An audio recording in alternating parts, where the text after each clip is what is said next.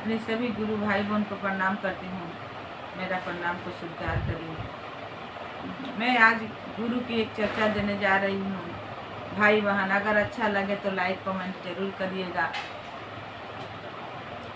किसी गांव में एक गीता बोल की लड़की रहती थी। वो बहुत दुखियारिन थी। उसको ना खाने को ठीक था, ना पहनने को ठीक था, ना मकान अच्छा था। वो मन ही मन बहुत दुखी रहती थी, किंतु अपना मन की बात किसी को नहीं बोलती थी। एक दिन के बात है कि वह मंदिर में, भोले बाबा के मंदिर में जाती थी और वहाँ पर जाकर भोले बाबा को बेल के पत्र और पानी, एक लोटा पानी देकर उनका पूजा करती थी और बोलती थी, जे बाबा महादेव, आज का तो रात कट गया, अब दिन है जो आपका हाथ में है, जैसे तैसे मेरा जीवन पार लगा दीजिएगा, मेरी नैया आप ही की हाथ में है। वो महादेव से रोज ऐसा कहती थी, एक लोटा पानी चढ़ाती थी और ये बात कहती थी। महादेव जी का कृपा हुआ कि एक दिन उसकी दोस्त मिली। बोली, जे गीता क्यों इतना आज दुखी हो? तो वो बोली, जे क्या कहूँ बहन, मेरी तो बहुत बड़ी समस्या है, किंतु क्या बोलूँ, महादेव जी जैसे पार लगाए वैसे हो। बोली, जे बोलो क्या बात है? बोली, जे अगर कहीं काम मिल जाता तो मैं काम करती और काम करके वेतन जो मिलता उसी से मैं अपना मकान बना लेती। मेरी जो मकान है उसमें से पानी टपक रहा है, छत से पानी टपक रहा है, उसको मरम्मत करा लेती। तो बोली, जे ठीक है। इस गांव में एक जमींदार रहता है। वो जमींदार बोल रहा था कि कुछ मजदूर लोग का काम है, तो वहाँ पर चलो, उससे हम बात करा देंगे। तुम भी काम करना, मैं भी काम करूँगी, दोनों आदमी काम करेंगे साथ में। तुम्हारा जो वेतन मिलेगा उससे तुम अपना मकान ठीक करवा लेना। तो बोली, जे ठीक है, तब हमको जमींदार के पास ले चलो। अपनी दोस्त के साथ गीता गई। वहाँ पर जमींदार से बात हुआ तो जमींदार कहा, जे ठीक है, तुम कल ही से काम पर लग जाओ। तो गीता बोली, जे क्या काम है? तो वो बोला, जे क्या काम है, मेरे गोदाम में बहुत अनाज है, उसको बोरा में कसना है और कसकर ठीक कर देना है, रखना है। तुम्हारा वेतन 40 दिन का रहेगा, 40 दिन में तुमको 4000 रुपया मिलेगा और दोनों टाइम खाने के लिए मिलेगा। अब गीता ये बात सुनकर बहुत खुश हुई। वहाँ से खुशी खुशी आई। बोली, जे जमींदार, मैं कल से काम में लग जाऊंगी। अब आई तो रास्ते में गुरुजी का मंदिर मिला। वहाँ पर जाकर गुरुजी का बहुत शुक्रिया किया, जे आज मेरे महादेव जी की कृपा हुई कि मुझे काम मिल गया और दोनों वक्त भोजन के लिए भी जमींदार तैयार हो गया। हर पेट तो मेरे को अनाज मिलेगा। खूब खुश हुई। दूसरे दिन से वो प्रतिदिन जाने लगी काम पर। खूब नियम से अपना काम करती थी, ईमानदारी से काम करती थी। काम किए हुए उसका 40 दिन हो गया।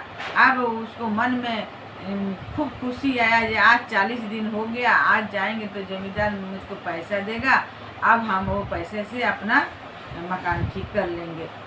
तो गई तो जमींदार ने उनसे बोली, जे साहब, आज मुझको पैसा दे दीजिए, आज मेरा वेतन पूरा हो गया। अब तो जमींदार बहुत कंजूस आदमी था, चिटिनबाज आदमी था, बेईमान आदमी था। वो क्या बोला, जे कैसा वेतन? कौन बोला तुमको वेतन देने के लिए? वो चिड़चिड़ा कर बोला। तो बोली, जे आप ही तो बोले थे बाबू, जे रोज दोनों टाइम का खाना खिलाकर और 100 रुपया रोज हम देंगे, तो 40 दिन का तो 4000 हुआ। तो बोला, ऐसा हम कुछ नहीं बोले हैं। तब गीता गई अपने दोस्त के पास, सीमा के पास गई और सीमा को बुलाई। सीमा भी बोली, जे नहीं जमींदार बाबू, आप तो ऐसा ही बोले थे, ये गरीब है, दुखियारीन है, आप इसका वेतन मत मारिए, इसका मजदूरी का पैसा मत मारिए। इस पर जमींदार बहुत गुस्सा हो गया। बोला, दोनों मिली जुली हुई है, तुम मेरे दरवाजे से जल्दी से निकल जाओ, नहीं तो धक्के मार कर यहाँ से निकलवा देंगे। इस पर दोनों दुखी होकर वहाँ से चली आई। फिर आई रास्ते में गीता तो महादेव जी के मंदिर में गई और महादेव जी को पकड़ कर रोने लगी, जे मेरे साथ क्या हुआ महादेव? मैंने अपने तो काम बहुत लगन से की हूँ, और जमींदार थी बेईमान निकला, मेरा पैसा नहीं दिया मेरा कमाई का। जा रो कर गई अपने घर और जाकर खाट पर लेट गई और छत को एक टकी से देख रही थी और बोल रही थी भोले से, ये भोले बाबा क्या हुआ, अब क्या होगा, अब तो सावन का महीना आ गया, अब तो मेरे छत से पानी टपकेगा। ऐसे करते करते वो नींद में भर गई। जैसे नींद में भरी तो महादेव जी का उसको दर्शन हुआ और महादेव जी बोल रहे हैं, जी गीता तुम चिंता मत करो, तुम्हारा पैसा मिल जाएगा, कल ही तुम्हारा पैसा मिल जाएगा, तुम पैसा से अपना मकान बनवा लोगी। तो सपने में ही बोल रही है कैसे मिल जाएगा महादेव। तो बोले तुम चिंता मत करो, कल तुम्हारा द्वार पर आकर जमींदार खुद पैसा दे जाएगा। ऐसा कहकर उसका नींद टूट गया, सपना टूट गया और महादेव जी की दया मिली। तो बोली जी जब महादेव जी मेरे सपने में आए हैं, बोले हैं, तो जरूर कुछ न कुछ रहस्य होगा, उनकी जरूर कोई न कोई कृपा होगी। तो वो खूब अच्छी नींद में सो गई, जो होगा वो सुबह में देखा जाएगा। तो सुबह अब रात में महादेव जी सपने में गए, जमींदार के पास गए और जमींदार डेली के डेली जिससे बेईमानी करता था उससे पैसा अपने लॉकर में रखता था, बेईमानी का पैसा रखता था और जेवरात किसी कोई बंधक में देता था उसको भी रखता था, ठक ठक कर ऐसे कर करके रखता था। तो सुबह हुआ, उसकी लड़की बोली कि पिताजी मुझको कुछ पैसा चाहिए, मुझको पैसा चाहिए, कुछ पैसा दीजिए। तो जमींदार गया अपने लॉकर में से पैसा निकालने के लिए, तो जितना वो गड्डी रखा हुआ था सब गड्डी सादा कागज हो गया था।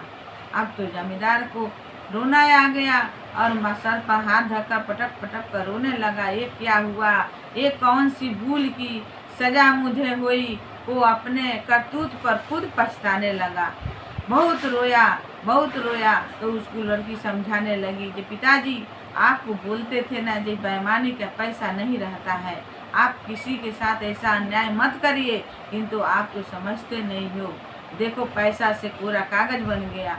जमींदार खूब रोने लगा, रोते रोते वो मन ही मन को खोस रहा था, जे हम जितना गलत किए हैं उसकी सजा है, मुझे सजा मिलनी चाहिए, अब मैं क्या करूं महादेव, मुझे कोई उपाय बताइए, जे उस उपाय को करने से मेरा धन संपत्ति लौट आए और मेरी बुद्धि ज्ञान आ जाए। ऐसे करके महादेव का नाम लिया। तब वो रात में सोया तो फिर महादेव उसको भी सपने में आए और बोले, जेरे मूर्ख, तूने कितना बेईमानी किया, कितना आदमी का मेहनत करवा कर उसका पैसा तुम लूट लिया, कभी तुम सुखी रहेगा। हाँ, मेरा आदेश है जे दिन दुखिया को खिलाओ, गरीब को दया दो, कुत्ता बिलाई जो है उसको एक टाइम भोजन दो। तुम तो मनुष्य का भोजन छीन रहा है, उसका भी कमाई छीन रहा है, तो तुम कैसे सुखी रह सकता है, तुम्हारी यही सजा है। तो वो सपने में ही रोने लगा और बोला, जब महादेव अब ऐसी कोई गलती नहीं होगी, मुझे आप मार्गदर्शन दीजिए, जे मैं क्या करूं, कैसे रहूं, क्या करने से मेरी भाग्य बदल जाएगी। तब महादेव जी बोले, जे तुम जिसका जिसका पैसा लूटे हो, जिसका जिसका पैसा रखे हो, सबका बुलाकर सबका हिसाब किताब दो, गीता का भी हिसाब दो, तब तुम्हारी धन संपत्ति फिर से लौट आएगी। तब इसका नींद टूटा जमींदार का।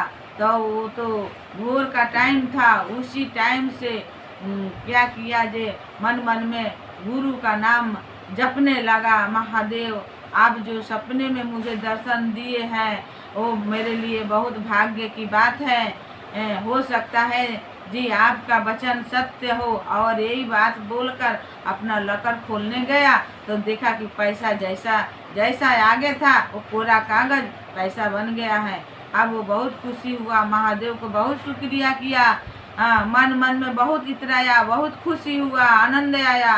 तब वो क्या किया, सुबह से ही सबको बुलाया, अपने द्वार पर बुलाकर सबका हिसाब किताब बराबर दिया, सबसे माफ़ी मांगा और मांगकर महादेव जी को बोला, जे ऐसी कभी मेरी समय न आए जो मैं किसी का लुटेरा बन जाऊं।